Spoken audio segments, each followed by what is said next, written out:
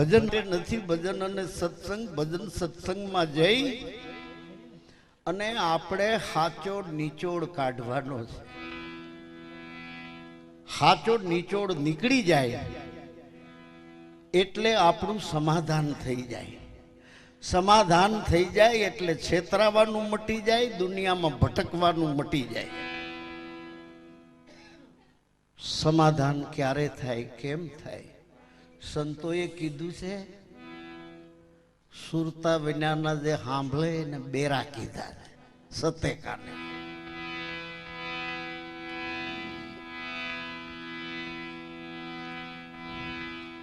તો આ વાણી આપણી પ્રથમની પૂરી થઈ. અલખ ધણીને ઓળખો. જોઈ લેજો, દુનિયામાં જેટલા વ્યક્તિરૂપી ભગવાન થઈ ગયા એના પુસ્તક છે, જેટલા વ્યક્તિરૂપી ભગવાન થઈ ગયા એના મંદિર છે. દુનિયા આખી ફરો, ક્યાંય અલખનું મંદિર નહીં જડે, ક્યાંય અલખનું પુસ્તક નહીં મળે.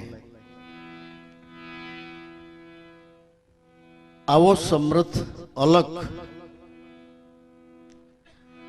એને ઓળખવાનું શું કરવા કહે છે?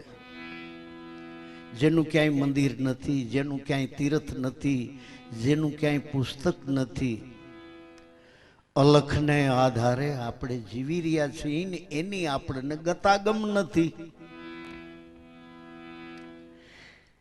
કેમ અલખને આધારે જીવી રહ્યા છીએ? જેમ એક પાવર હાઉસને આધારે બધાય ગામમાં, બધાય મકાનોમાં એક જ પાવર હાઉસમાંથી પાવર આવે છે. અને જે પાવર આવે છે એ પાવરને તો ખબર નથી ખોવડું હિન્દુનું છે કે મુસલમાનનું, પારસીનું છે કે ક્રિશ્ચિયનનું, નાગરનું છે કે બ્રાહ્મણનું. પાવરને ખબર નથી ઘરમાં રહેનારા પાપ કરે છે કે ભક્તિ કરે છે.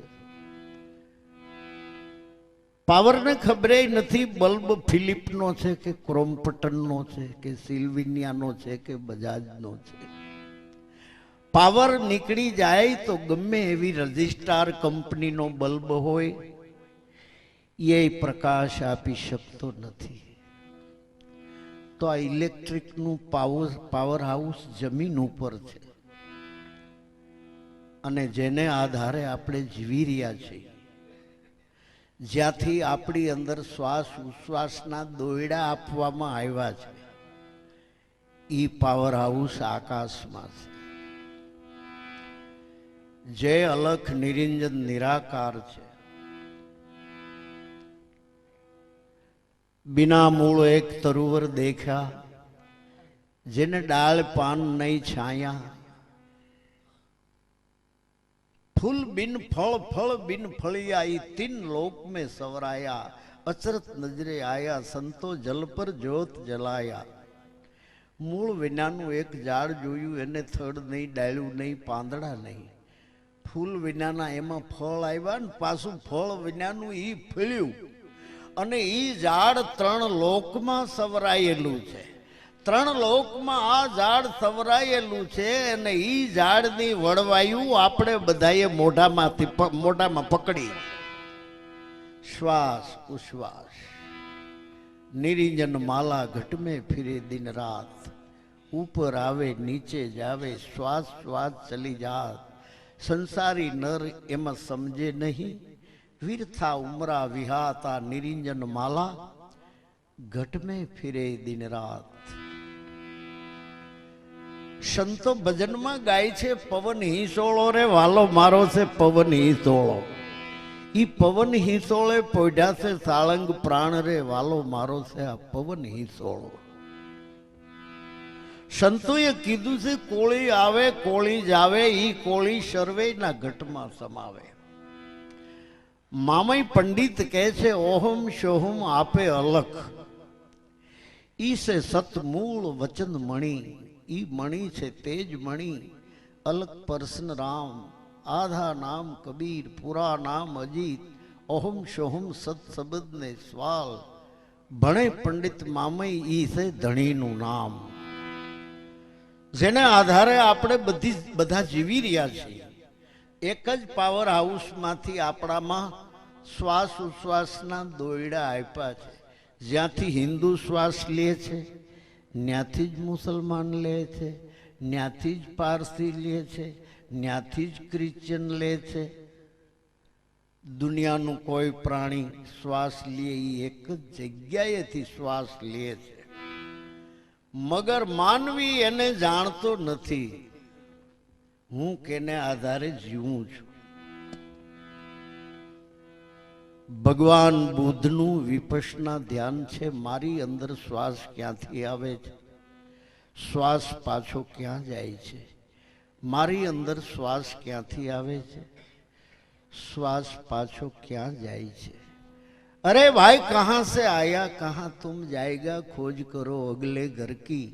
सदगुरु मळे ने एनी शान समझावे तो खुल जाए गगन खड़की. साईं वली कैसे सुन मंडल में आवे ने जावे वही पीऊं का शहर.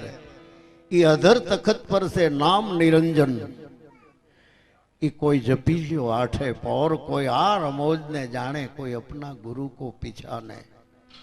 जेने लागी भजन नी लेर. भवानी दास कहते इंगला पिंगला सूक्ष्म नाड़ी आ सहज सुन मा गाजे, ई अधर तखत मारो धणी बिराजे, न्याथी अनहद वाजा वागे, खूब खड़ा खड़ वागे, कोई ज्ञानी ध्यानी जागे, आ जंतर वागे. आ भूलाव्યું છે કોણે? मूल घर जेने बधा सनातन सनातन कहे छे, पण सनातन नी व्याख्या शुं? आ माणसना बनावेला धर्मोए ने पंथोए वाद विवाद उभा कर्या छे, ऊंच नीचना भेद उभा कर्या छे. अरे न्या लगी जोर करी गया छे, हग्गा दीकरानी आभड़सेट्यू रखावी छे. દીકરો જો ઈ ધર્મમાં ન હોય તો બાપની ઠાઠડી ઉપાડી ન હોગે. ન્યા લગીના ભેદ ખડકી દીધા આડા તોતી. એક સોહમ ફાટી નવખંડ ભિયા રસ્તા દિયા તે ભૂલાય, કહે કબીર ધર્મદાસ ને હંસા કોણ ઘીરે દઈ સમાય. આ રસ્તો ભૂલાવ્યો છે કોણે? પુરોહિતોએ, પંડિતોએ, કાજીઓએ. શું કરવા ભૂલાવ્યો છે? એના વેપાર ચલાવવા માટે. પરમાત્માના નામે સ્વર્ગ નરકની ભાઈ બતાડી. સૂફી સંત થઈ ગઈ રાબિયા, સંત રાબિયા. એ સંત રાબિયા જ્યારે નીકળે છે, એક હાથમાં હળગતો અગ્નિનો કાકડો લે છે, એક હાથમાં પાણીનું કુંડું લે છે અને નીકળે છે. લોકો પૂછે છે કે ભાઈ તમે જ્ઞાની છો, ભજની છો, અને હાથમાં હળગતો કાકડો અને પાણીનું કુંડું હાથમાં શું કરવા લીધા છે? રાબિયા જવાબ આપે છે કે હળગતો કાકડો એટલા માટે હાથમાં રાખ્યો છે કે મારે હરગને હળગાડી દેવું છે. સ્વર્ગને સળગાડવા માટે હાથમાં કાકડો લીધો છે, અને પાણીનું કુંડું એટલા માટે લીધું છે એમાં મારે નરકને ડૂબાડી દેવું છે. આ લોકો છેતરાય છે નરકને નામે ને હરગને નામે. એટલા બેયનો નાશ કરી નાખવું એટલે જગત, આ બધી જનતા છેતરાથી મટી જાય. જોકે સંતો તો ઘણા કહી ગયા છે, ભૂતલ આકાશ માહી ઉષ્કા મુકામ નાહી, દુનિયા રહી હે ભૂલાઈ. આ ભાઈ નરકનો ને સ્વર્ગનો કોણે બતાવ્યો છે? જેણે ધર્મને નામે, ભગવાનને નામે વાડા બાંધ્યા છે, પંથ હલાવ્યા છે, એણે આ બધું ઊભું કર્યું છે. ત્યારે સંતોની મંજિલ તો ઈ છે, હિન્દુ આંખે રામ કી, મુસલમાન ખુદાય, અવધૂત આંખે રામ કી, અવધૂત આંખે અલગ કી. હિન્દુની દ્રષ્ટિ રામ ઉપર છે, મુસલમાનની દ્રષ્ટિ ખુદા ઉપર છે. हिंदू आंखें राम की, मुसलमान खुदाए, अवधूत आंखें अलग की, ज्या नहीं राम के नहीं खुदाए. अरे हिंदू चाहे देवड़ा, मुसलमान मसीत, अवधूत चाहे आ निर्वाण को, ज्या नहीं मंदिर, કે નહીં મથી ઈ અલખ ધણીને ઓળખવાનું સંતો કહે છે. સંતો કોઈ વ્યક્તિને પૂજવાનું કહેતા નથી. સંતો સતગુરુ કેને કહે છે? જે સત છે ઈ ગુરુ છે. અલખનું બીજું નામ છે સત, અને સત એને કહેવાય કે ત્રણ કાળમાં જેમાં પરિવર્તન ન થાય, ફેરફાર ન થાય, ત્રણ કાળમાં જેનો નાશ ન થાય, એનું નામ સત. ભગવાન બુદ્ધ કહે છે સત્યમેવ જયતે, સત્યનું સદા જય થાય છે. આપણામાં સત્ય ન હોય તો નો રામ તારી શકે, આપણામાં સત્ય ન હોય તો નો કૃષ્ણ તારી શકે, આપણામાં સત્ય ન હોય તો નો રામોપીર તારી શકે, ન સ્વામિનારાયણ તારી શકે. તો પંડિતોએ, પુરોહિતોએ, ધર્મગુરુએ ધર્મના વાડા બાંધ્યા છે, ભગવાનના ભાગ પાડ્યા છે, એના જુદા જુદા બધા સિદ્ધાંતો ઊભા કર્યા છે, અને જેટલા વ્યક્તિ રૂપી ભગવાન ઊભા કર્યા છે એની પછવાડે એના પુસ્તક લખ્યા છે. રામની વાહે રામાયણ લખી છે, કૃષ્ણની વાહે ગીતા લખી છે, સ્વામિનારાયણ વાહે શિક્ષાપત્રી વચનામૃત લખ્યા છે, મહમૂદની પાછળ કુરાન, ઈસુની પાછળ બાઇબલ. આ રહસ્ય સંતોનું એવું છે. રામો પીર કહે છે અગમ ને અગોચર વીરા વાતું છે આગી, એના પોથા ન પામે પાર.